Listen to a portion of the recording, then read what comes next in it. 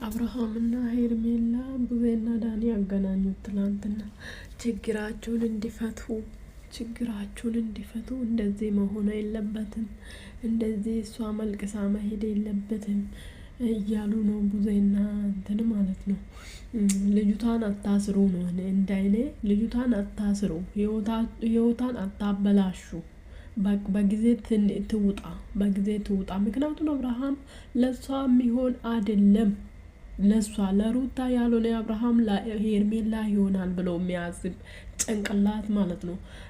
ሄርሜላ የምትደግፉ እንደውም ከዚህ ህይወት እንድትወጣ ነው ማገዝ ያለባችሁ፣ መቃወም ያለባችሁ። እንደ ሴትነት የምሰማችሁ ከሆነ ሄርሜላ ከዚህ ህይወት እንድትወጣ ማገዝ አለባችሁ፣ ሌላ ችግር ውስጥ ሳትገባ።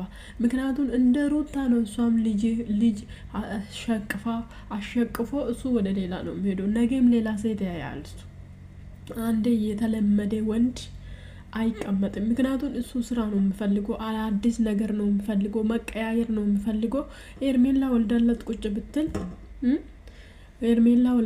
ቁጭ ብትል ወይ ዝም ብላ አምጥቶም እንደፈለገ ይሁን፣ ዝም ካላለች በስተቀር እሱ አሁንም ሌላ ሴት ያመጣል።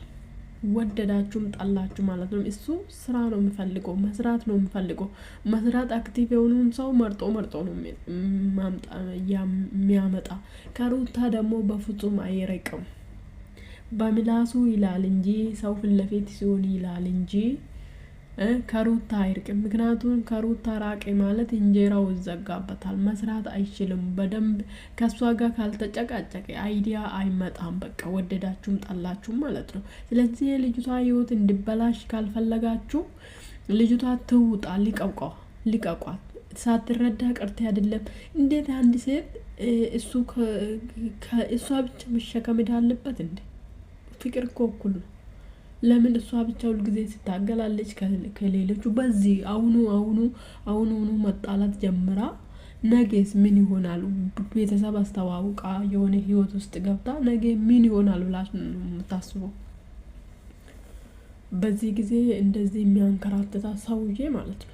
ስለዚህ ቆንጆ ነች፣ የራሷን ህይወት ትፈልግ ልጅቷ፣ የራሷን እድል ትከተል። ነገ ጥሎት ከሚሄድ ሰውዬ ጋር አታጣብቁ። በቃ እንድጣበቅ አታድርጉ። ሴት አይደላችሁም እንዴ? አብዛኛችሁ እኮ ሴታችሁ ናችሁ። ስለዚህ አብርሃም አይሆንላትም፣ ወደዳችሁም ጠላችሁ ማለት ነው።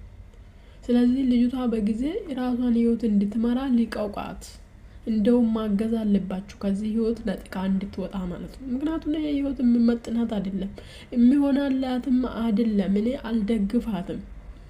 ሴት ልጅ ስትንከራተት ማየት ስለማልፈልግ ቦታውም አይደለም። ምክንያቱም ከልጁ እናት ጋር ፍቅሩንም አልጨረሰም። ነገ የሆነ አይታችኋል፣ የሆነ እንትን ጋብ ቢፈጠር ሮጦ እሷ ጋር ነው የሚሄደው። ለመታረቅም እድል አይኖርም ማለት ነው። ስለዚህ ይሄ ህይወት ደግሞ እንደዚህ አይነት ህይወት ውስጥ ሴት ልጅ መግባት አለበት ብዬ አላስብም። ስለዚህ ልጅቷን እንደውም ምከሩና ከዚህ ህይወት እንድትወጡ አግዟት።